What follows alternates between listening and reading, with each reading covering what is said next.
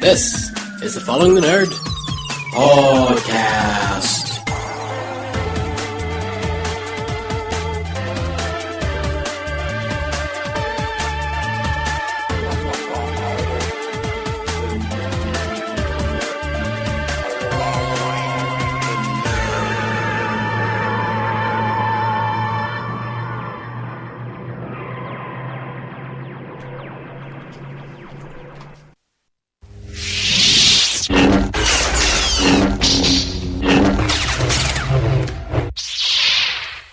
Hi, this is Colin Meaney, and I'm following the nerd.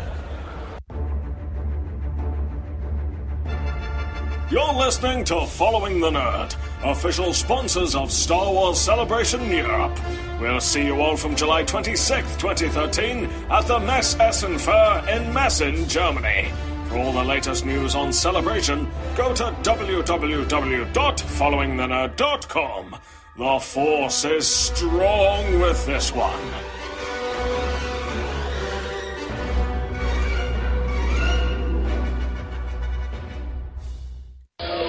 Hello, this is George Takei, and this is Following the Nerd. Live long and prosper.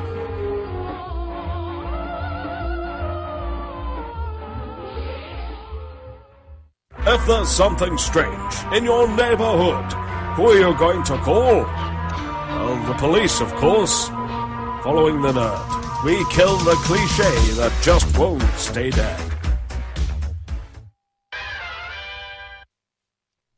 I love how you're laughing at your own jokes. I'm laughing at you laughing at my jokes. All right, okay. That's basically, you look funny, all right? Thanks. There we go. You'd be surprised how often I get that. Okay, big news tonight. Right. Not that we often talk about Doctor Who on this show. Oh, no, never. But, well, you know what? Doctor Who comes up. It's big for the nerd community. Yeah, it's basically Doctor Who and Marvel. That's all we seem to talk about these days. It seems to be. But you know what? They kind of rule the roost at the minute. But there was big Doctor Who news tonight. Derwoo news, yeah. Derwoo news. Derwoo. Yeah. That's the shortened version of it. And you know what? Talk to us about what happened tonight. Yeah, right, okay. Basically, the Prince of Wales, otherwise known as Prince Charles, and his lovely wife Camilla visited the Welsh studios. What are you laughing at? I'm not laughing. Come on, I saw you smirk. Visited put on a block here. I didn't say a word. Move on. Okay. Moving swiftly along. Yes, they visited the Cardiff set where Doctor Who is filmed, basically, and one of the costume designers basically sort of came out and said that, and talked about John Hurt's character, who will be appearing in the 50th anniversary of the show. Now, of course, this is all supposed to be completely tightly under wraps, so I'll say this now. Spoiler alert. But the costume designer essentially confirmed who John Hurt will be playing in the 50th anniversary, which is what we... Spoiler alert now for anybody that doesn't I want just to did know. that. Yeah, no, but just, I mean, because people always go, we're actually telling you to turn tune off out for 60 seconds. Get out of the room. Yeah. Okay, 60 seconds, go. Yeah, so he will be playing what we assumed he'd be playing right from the beginning, as soon as we saw him. He will be playing Doctor number 8.5, which is the Doctor between Paul McGann from the TV movie and Christopher Eccleston from Series 1 of the revived series. Yes.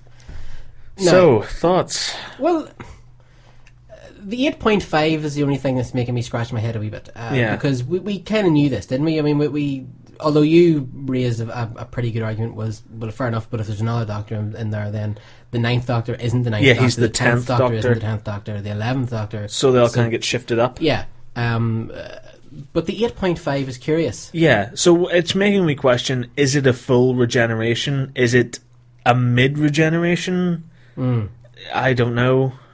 And no disrespect to John Hurt, but, you know, he's a man getting on in his years, an amazing actor. Oh, yes. But, you know, why would the Doctor regenerate into, you know, a frail, older man? That doesn't... So they're going to have to explain that. Well, it's not... you know, completely beyond reason, because of course we've had William Hartnell as the Doctor, we've had Patrick Troughton, John Pertwee, all older gentlemen who have portrayed this character, but of course as the generations have gone on, it is kind of the norm for him to get a little bit younger as we go along. So what I'm kind of thinking is maybe Paul McGann's 8th Doctor has done something during the Time War that's caused him to maybe partly regenerate into this, well, for lack of a better term, frail old gentleman. Yeah. But you know what I don't mean, no disrespect to John Hurt, but what I mean is in comparison to Matt Smith or Paul McGann, or you know, he's a lot older, and he's not going to be running down any corridors anytime soon. Yeah, do you know what I mean? So it is very strange. We've also had confirmation from Jenna Louise Coleman during a conversation that she had with Camilla Parker Bowles that all three of the Doctors will have a scene in the TARDIS in the new set. So the 11th, the 10th, and John Hurt's 8.5 will... So that's Smith, Tennant, and Hurt. Okay. Yeah, Smith, Tennant, and Hurt. Hey. Sound like an insurance company. It does a wee bit, actually, yeah. Okay, well, that's pretty exciting. So this is all going to be revealed. All will be revealed in November. November 23rd, yeah. Which I also saw in one of those beautiful internet memes. 1963, the year Doctor Who began...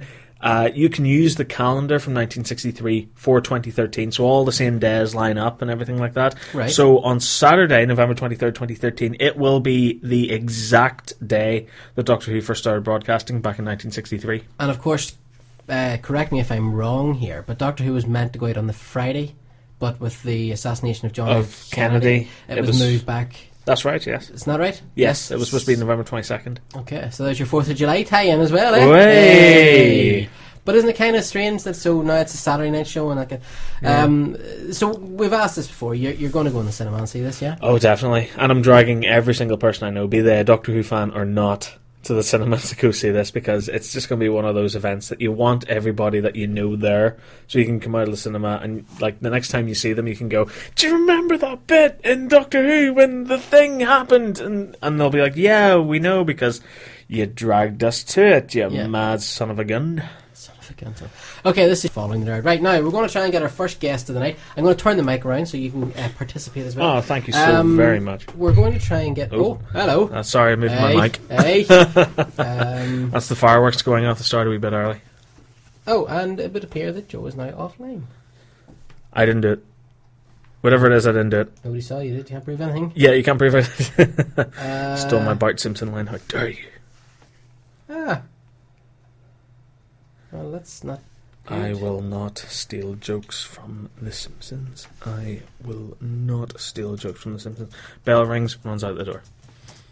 Okay, I'm sending him a message here. He's actually showing us offline. He's messaging me. Skype's a wonderful thing, isn't it? He's messaging me here, but I can't call him. It's telling me he's offline. See, this is what happens when you hinge an entire live radio show on Skype call. Yeah. Okay, well, let's see if we can't bring up another story. Walking Dead, the Walking Dead comic. The Walking Dead, and I watched the first episode of season 3 when it was broadcast on Channel 5 on Saturday night. Okay, and did you enjoy it? I did enjoy it very much. So yeah, it's Remind me what happens in it. It's the one where they go into the prison and the farmer guy Herschel gets bitten on the leg and it gets amputated at the end of the episode. Yes, I think I've discovered why I like Walking Dead now. Why? It's because it's the old Romero styling of everything's done practically. You know, it's not all CGI. You know, it's actual proper prosthetics. Yes. I think that's what I enjoy about it. That's something that's really missing from horror these days. There's a lot of CGI in it, of course, as well. But yeah, I mean, when it's real, you can tell it's real. It's bone crunching awfulness. It's great. It's great. Right, but the comic book. Can you believe it? The comic is almost 10 years old. Is it? Almost 10 years old. Now, and apparently, of course, as comic book fans know, it recently celebrated its 100th issue. Mm-hmm. I think it's in 110 now, or 112, something like that. And they had I'm not going to go into it because a lot of people are still reading it. Some people are reading the graphic novels. I know you haven't read it, but something truly awful happens in it. I mean, it broke me. I read it on the bus coming home from work, and I just was like, oh wow, really? That is so awful. And you know, with the art and the writing, and it lingers with you. I can still see the scene in my head, and it's just horrible. It's really, really brutal. So, with their issue 115, the celebration of the 10th anniversary of The Walking Dead, it's been announced that a special 12-story arc, All Out War, will start with issue 115, and there'll be 10 variant covers to go along with the arc. The part that I'm most excited about, however, is the fact that during the arc, issues 115 to 126, the book will ship bi-weekly starting October 9th. That's right, people, twice, or so that's every 2 weeks. Now, what they're planning for the 10th anniversary, I really shudder to think. Death, mayhem, horror, awfulness, nastiness, pure awfulness. Yeah.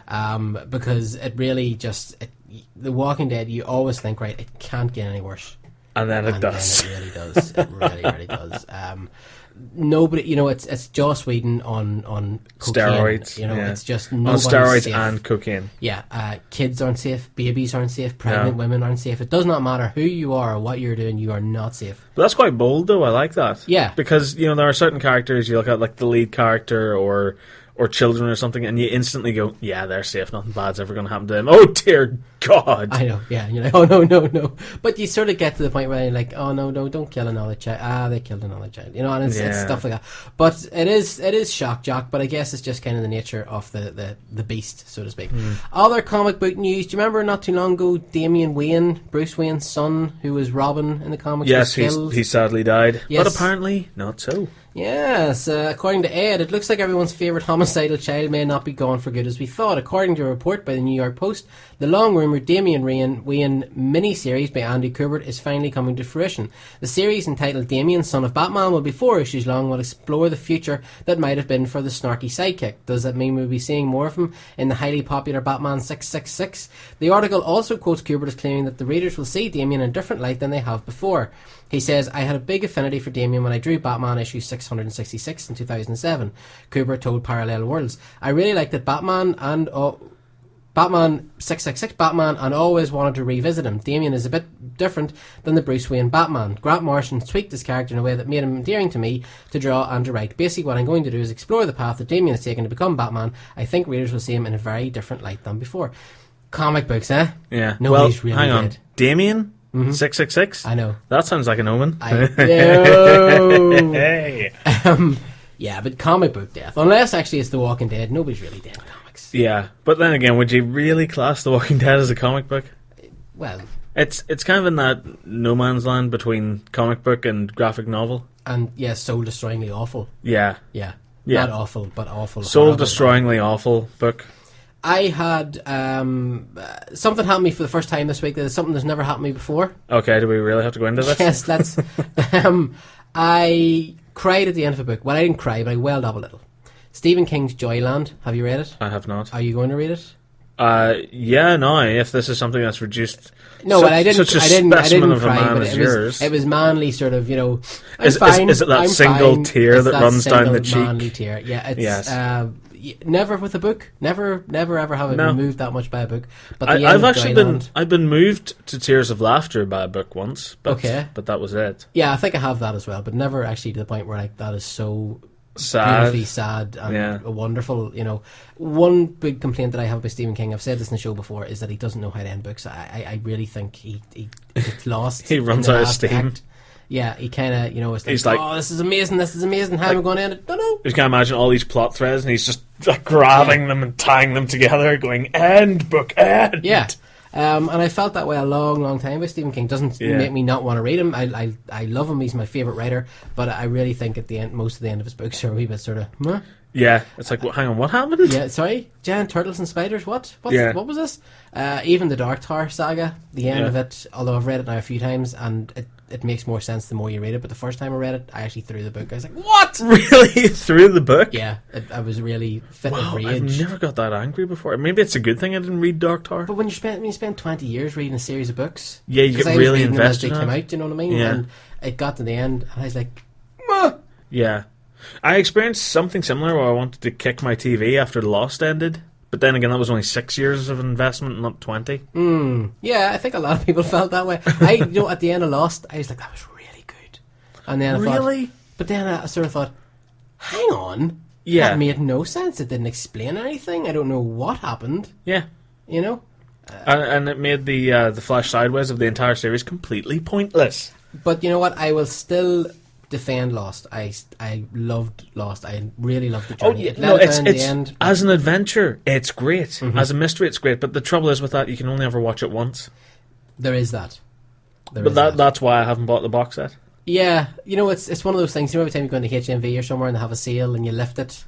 Yeah, and it's got all the beautiful Dharma logos all over it. Yeah, and you're like, I really, no, I can't do it again. Because you know exactly what's going to happen. Yeah. Plus the fact there's too many other things. I'm trying to get into Smallville now at the minute, the X-Files, Sopranos with James Gandolfini's death. It feels like you have to watch the Sopranos now. So there's so many good things to watch first time around that we really don't have time to go back to the seconds and other things.